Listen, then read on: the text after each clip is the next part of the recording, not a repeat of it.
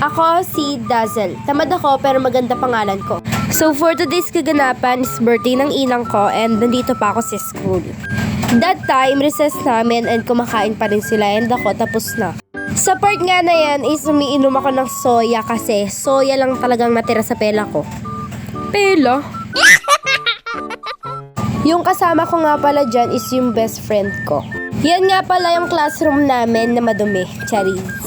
Yan nga pala yung best friend ko rin na si Joanna na sobrang talino. Nag-hi pa siya sa vlog ko. At yung isa naman ay yung kaklase ko na si Sean. Pa-heart-heart pa siya. Tapos na nga yung recess namin and wala kaming teacher dyan. Kasi umabsent yung teacher namin sa science kasi yung anak niya may sakit and inalagaan niya. At ako naman ay pumunta sa harap kasi akala ko nahihirapan sila sa pagkabit. Yun pala nag-e-enjoy pa sila. Kita nyo naman si Sean napakulit at kanina pa nagpapakita yan sa video. O diba natawa pa ako sa likod. Nagbabawal na nga ako dyan kasi nga ang kukulit na mga kaklase ko.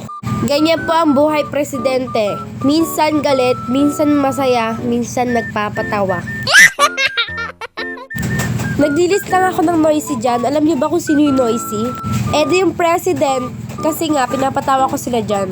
Pero tumatawa naman sila. Kasi ang funny ko daw. Charis. Malapit na nga kami umuwi niyan kasi last period namin yung math. May gusto daw sabihin si sir. Hello, good morning sa inyo. Mga pala si Sir Brian, math teacher ni Dazzle. Meron din akong page, follow ninyo. Si Dazzle na magsasabi. Yun lang! Ano pala? Hi! Uwi-uli ko muna itong mga girls natin dito. Maingay kasi sila. So, yun lang! Paalisin na natin sila. Goodbye! Bye-bye, Sir Vryle. Pinauwi na nga rin kami dito ni Sir Vryle and yun lang.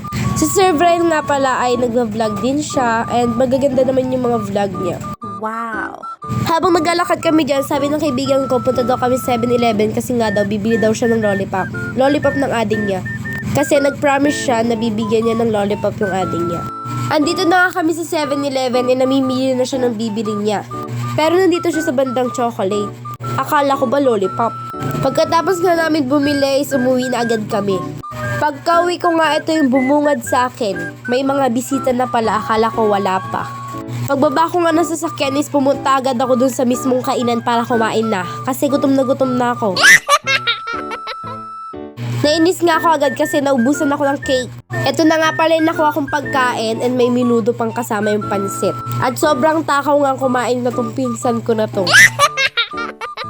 Habang may oras pa, shoutout kay Jillian Gahes at kay Aaron Grande, Krisha May Dump, and last kay Tita Rizel de Losario na sobrang ganda, sobrang sexy, sobrang maganda talaga. Wow!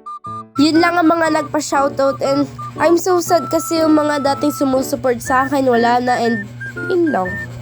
Sana bumalik kayo. Kita nyo naman habang kumakain ako, nagkukuyakoy pa yung paa ko. Kuyakoy means nagsiswing yung paa. Yun na lang. Sobrang napasarap nga yung kain ko dyan, kaya kumukuyakoy na yung paa ko. Buti na lang nakatakip yung ID ko dyan, kundi nakita nyo na ang pinakamagandang mukha sa buong mundo. De, joke lang, baka masuka pa kayo. Yun lang ang for today's kaganapan. Thank you for watching!